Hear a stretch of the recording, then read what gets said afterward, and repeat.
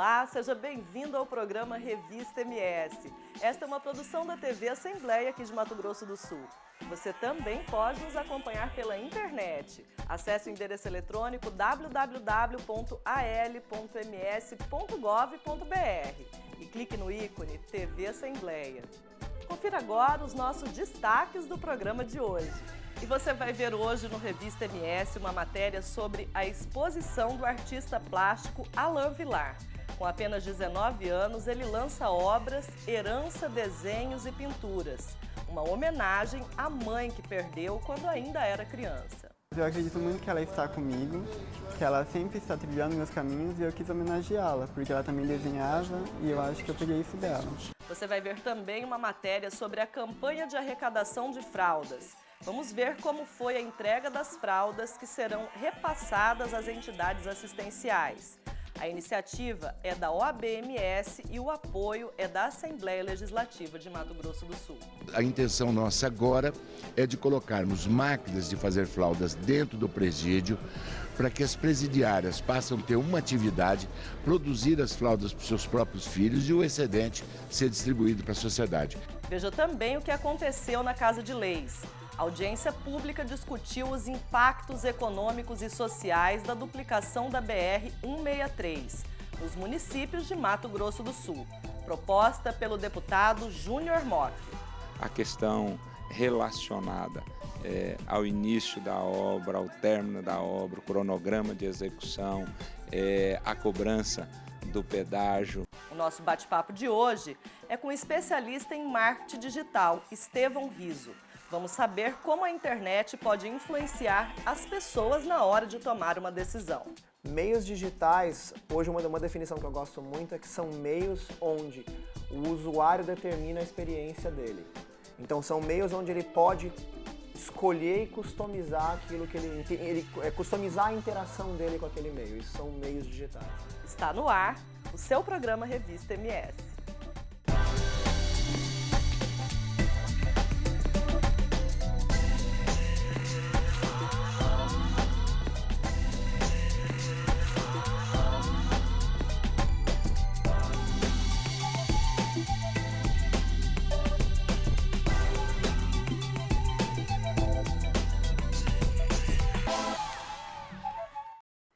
Nós vamos abrir o Revista MS de hoje falando sobre arte.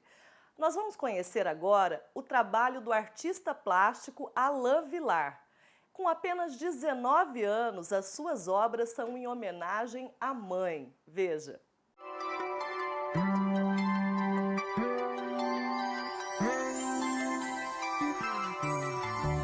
Numa folha qualquer eu desenho um sol amarelo. A arte parece estar em seu destino. Foi ainda criança que Alain Vilar começou a desenvolver suas pinturas. Desde os 5 anos de idade, quando entrei na escola, eu já tinha indícios que eu gostava de arte, eu ficava desenhando nos cadernos. Em vez de prestar atenção na aula, eu ficava desenhando. E aí, só que eu nunca tive estímulo na escola e nem dos familiares, porque eles achavam que era uma brincadeira de criança. A exposição que acontece no saguão da TV Brasil Pantanal tem o título de Herança. Segundo o artista, uma homenagem à sua mãe. Que eu perdi ela com 9 dias e ela também desenhava. E eu acredito que eu peguei essa habilidade dela. Só que não adiantava nada eu ter essa habilidade e não desenvolver. Então assim, um mérito muito grande é depois que eu entrei no NASF eu comecei a desenvolver muito isso. Mas eu acredito muito que ela está comigo, que ela sempre está trilhando meus caminhos e eu quis homenageá-la, porque ela também desenhava e eu acho que eu peguei isso dela.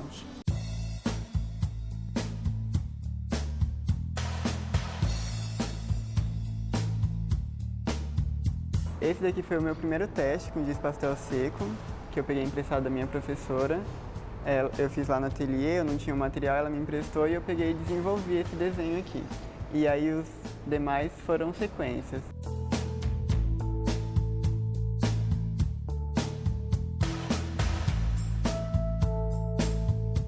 O meu primeiro teste com esmalte de unha. Minha irmã tinha muito esmaltes e aí eu ficava olhando as cores, a variação de cores, de texturas e desenvolvi um desenho só para testar mesmo. E aí saiu esse resultado aqui.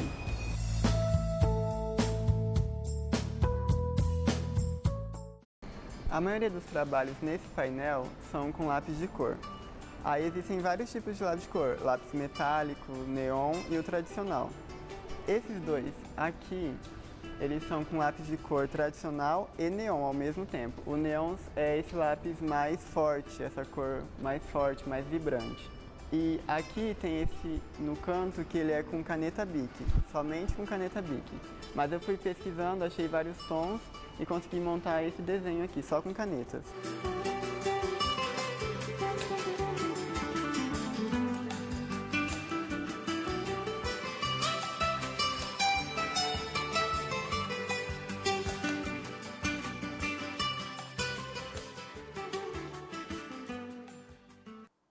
O nosso destaque da Casa de Leis foi a audiência pública proposta pelo deputado Júnior Mock, que discutiu a duplicação da BR-163. Veja como foi. As obras de privatização da BR-163 já começaram. Em 5 anos, a empresa concessionária CCR deve investir 3 bilhões e 400 milhões de reais nas melhorias, que compreendem a duplicação de 806 quilômetros e a transformação de outros 12 quilômetros que vão ser substituídos por contornos. De acordo com o contrato, em 30 anos, a empresa deve investir 5 bilhões e meio de reais. Nós vamos duplicar todo esse trecho, toda essa extensão. Além disso, ao longo do tempo, à medida em que acontecer alguma necessidade de melhorar a fluidez de trânsito, nós poderemos também implementar quartas e até quinta faixa, se for o caso. Já estamos fazendo todo o serviço de recuperação emergencial do pavimento, isso já iniciamos inclusive aqui pelo trecho do contorno do anel da cidade de Campo Grande, já estamos fazendo melhoria na sinalização horizontal e vertical, já estamos fazendo recapeamento do pavimento, então todos esses serviços já iniciaram. Com tantas intervenções anunciadas, a duplicação da BR-163 gerou muita polêmica. Para esclarecer dúvidas e pontuar reivindicações, o deputado Júnior Mock, líder do governo na Casa de Leis, propôs um encontro para debater o assunto. Nós temos alguns pontos que nós destacamos, que são importantes, os esclarecimentos, né? Tanto para nós, da classe política, como também para a sociedade de uma forma geral. Primeiro, a questão relacionada ao início da obra, ao término da obra, o cronograma de execução, a cobrança do pedágio, a implantação dos sistemas de atendimento de urgência, né, que é o atendimento aos acidentes, o sistema de monitoramento, a questão relacionada àqueles que se estabeleceram à margem da rodovia ao longo dos anos e extraem o seu sustento dessa atividade dentro da faixa de domínio, qual é o tratamento que será dispensado a estas pessoas e os contornos, né, das cidades, enfim, todas estas questões que envolvem essa duplicação. Nós vamos ter aí uns grandes investimentos e o maior problema que a gente vê são as travessias da cidade. Por exemplo, Rio Verde, São Gabriel, né, são cidades que praticamente a BR cortou ao meio. Então nós temos que ver com a empresa quais são os projetos, quais as alternativas que nós teremos. No total, 19 cidades vão ser afetadas com a duplicação da BR-163. No distrito de Anhanduí, em Campo Grande, a preocupação é com a travessia de pedestres de um lado para o outro. Além disso, comerciantes que trabalham vendendo produtos à beira da estrada há décadas vivem clima de apreensão e temem ter o sustento comprometido se forem retirados do local. Esperamos que os barraqueiros tenham uma colocação na BR-163, conforme nosso protocolo, solicitado pelo DENIT, que eles tenham uma oportunidade de sobreviver, para que eles tenham uma oportunidade de abrigar a sua família com um projeto simples, ao longo do tempo da concessão, ou do pelo menos 5 anos, e que Anhanduí seja o último pedaço, entre outros tantos pedaços com dificuldades de geração de emprego, sejam os últimos para que dê oportunidade aos prefeitos, governadores e também governo federal para colocar uma pessoa com um comércio na BR-163 como Minha Casa, Meu Comércio. nas laterais da rodovia. Mas, na contrapartida das polêmicas, gestores de cidades margeadas pela BR-163 estão na expectativa pelas melhorias. Em Rio Verde, região norte do estado, 6.850 metros de pista devem ser duplicados. E, com isso, um posto de pedágio deve ser instalado dentro do município, que vai estar entre os maiores beneficiados com a arrecadação de ICMS.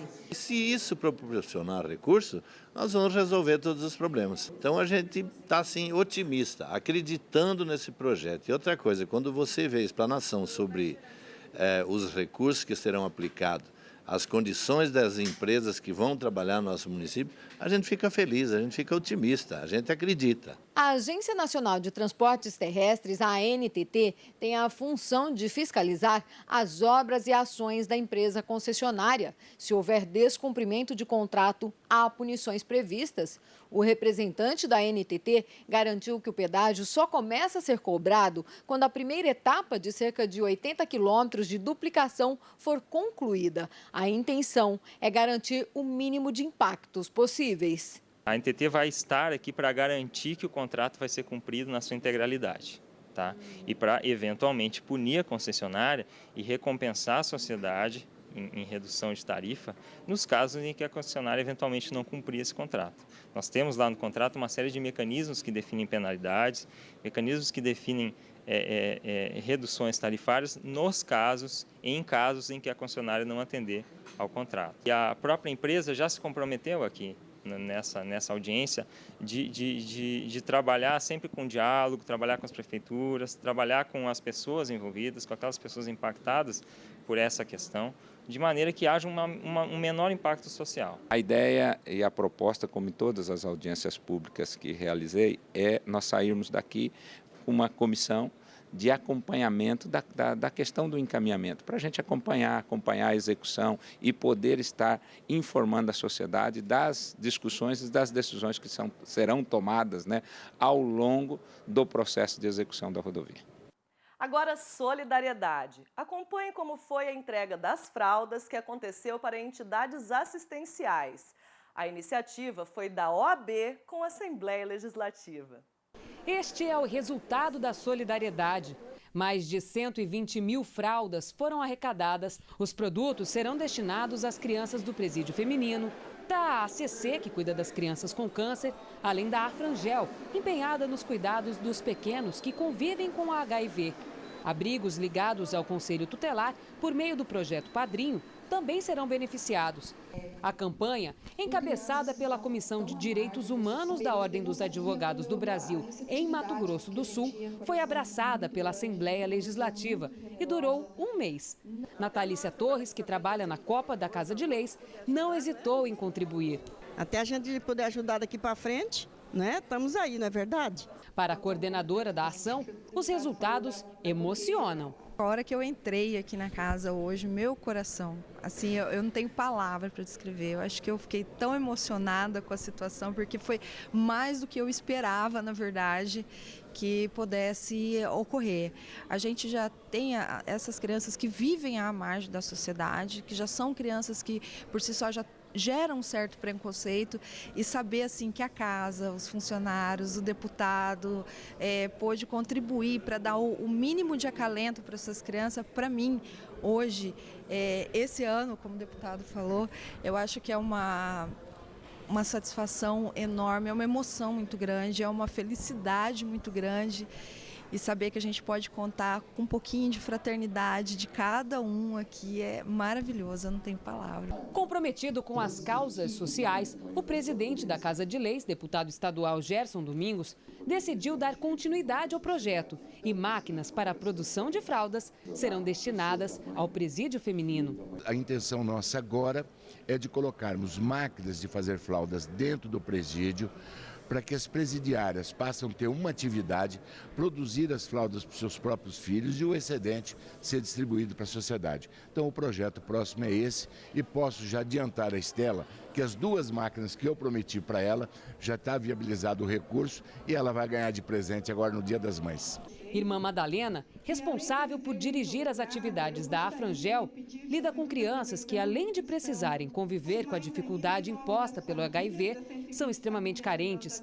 Por isso, ela garante que a atitude dos doadores promoverá reflexos maiores do que se imagina. A Afrangel, ela tem 18 bebês que utilizam a fralda diariamente, seja de dia, seja de noite, que mesmo que eles não posam na casa, a gente envia as famílias. E acredito que todas as instituições, sobretudo os abrigos, precisam desse socorro, porque na verdade é um gasto a menos na questão financeira se a gente ganha de outro lado, né? Se você fez uma ação que saiu do coração, com certeza você doou tudo e muito obrigada. No próximo bloco do programa Revista MS, o nosso bate-papo é com Estevão Riso. Ele é especialista em marketing digital.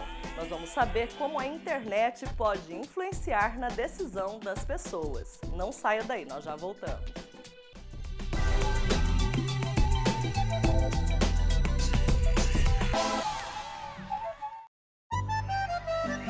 A indústria enorme das cidades apresenta Jardim.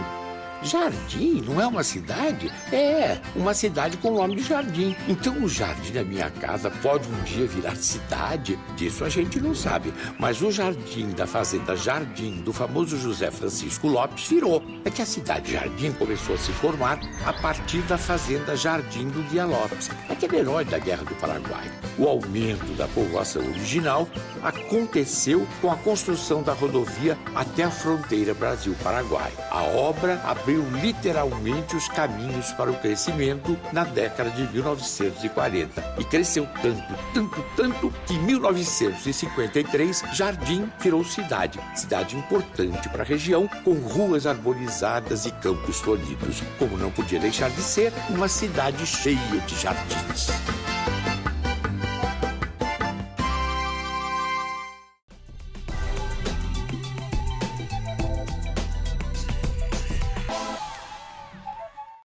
Estamos de volta com o segundo bloco do programa Revista MS e o nosso convidado especial para o bate-papo de hoje é o Estevão Riso. Ele que é especialista em marketing digital. Seja bem-vindo ao programa de hoje. Muito obrigado. Já de antemão, já quero que você explique para a gente o que é o marketing digital. Tá, o marketing digital, na verdade, ele é o marketing feito para meios digitais. E aí isso normalmente as pessoas acham que é simples, mas é mais complicado do que parece. Meios digitais, hoje uma definição que eu gosto muito é que são meios onde o usuário determina a experiência dele. Então são meios onde ele pode escolher e customizar aquilo que customizar a interação dele com aquele meio. Isso são meios digitais.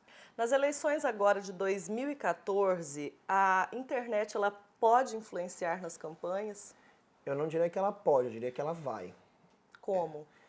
Eu falo assim, a internet ainda no Brasil, né, a gente fala assim, toda vez que se fala em campanha digital, ainda se fala da campanha do Obama de 2004. E o Brasil ainda não é os Estados Unidos. Mas a internet com certeza, eu falo que ela não vai ser o decisor, então se o cara não fizer a internet ele não vai ganhar, por exemplo, isso não é a verdade, mas ela vai ter uma influência muito grande, muito maior do que ela teve nas eleições passadas. Principalmente por quê? Porque a internet alcançou um público nessa eleição muito maior do que ela alcançou nas outras eleições. A gente fala assim, tem um dado agora bastante interessante que... Até porque avançou mais, né, Estevão? Sim. Então... O Brasil, os chamados países em desenvolvimento, a gente fala que alguns países, mas o Brasil principalmente, a gente pulou a linha de telefone fixa e pulou o computador, o desktop e o laptop. Então a gente foi direto para o celular. E hoje, praticamente, se não me engano, o Brasil é um país que tem mais linhas de celular ativa do que pessoas. Isso é incrível, né? É incrível. E aí o que acontece? Você tem hoje não só a classe AB, que normalmente era a realidade do Brasil, tudo acontecia na classe AB. Porque o que acontece? Às vezes uma pessoa tem mais de um aparelho, né? Por isso que aumenta o número. Aquela coisa de cada um, você tem 2 ou 3 operadoras diferentes. Tanto que o pessoal brinca, eu assisti uma palestra do Data Popular e o cara fala assim que você olha no celular da classe C, que é quem faz mais uso, tem assim, fulano oi, fulano vivo. É verdade. O sobrenome vira o nome da operadora.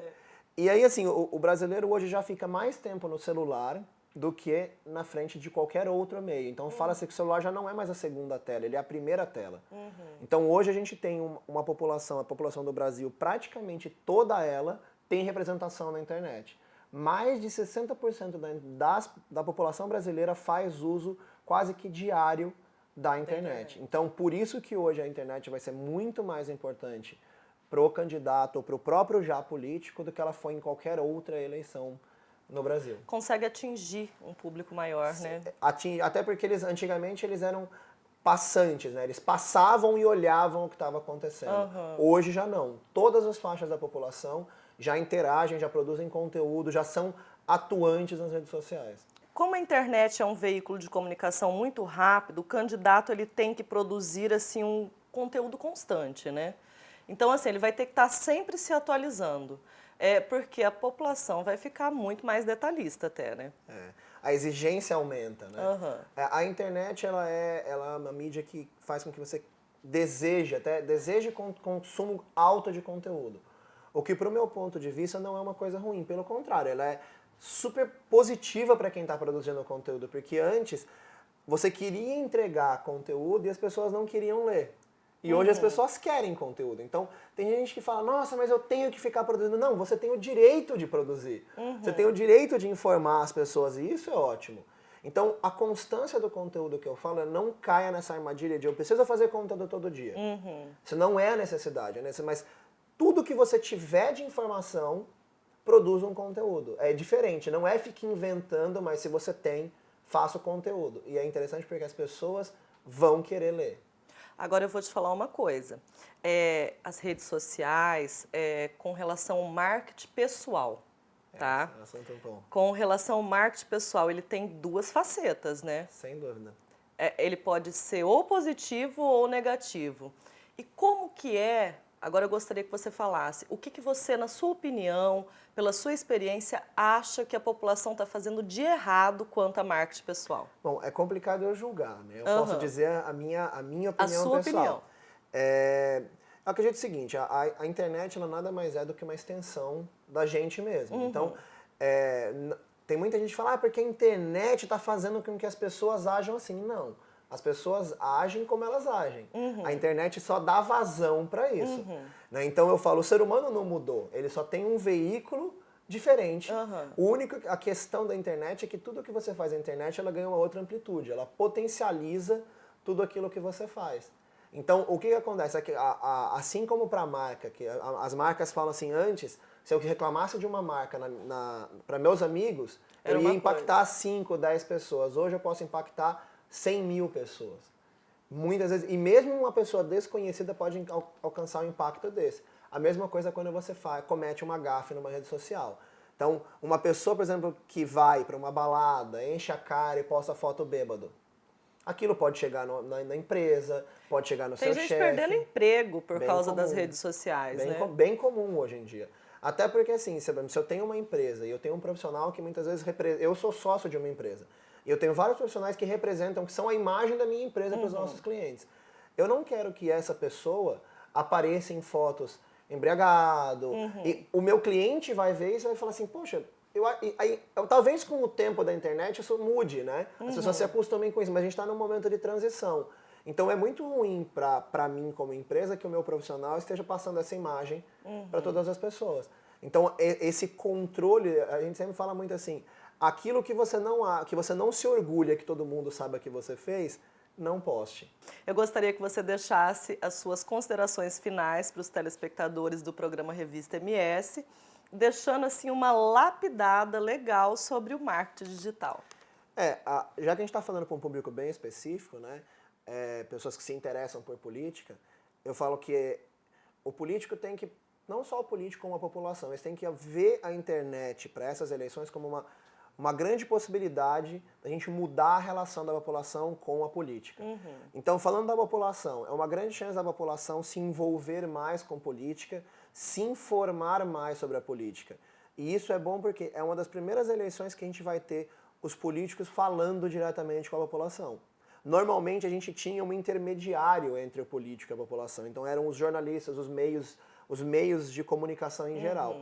E por mais que o jornalista se esforce para ser imparcial, ele sempre acaba colocando um pouco da opinião dele naquilo que ele faz. E a gente sabe que vários veículos têm direcionamento.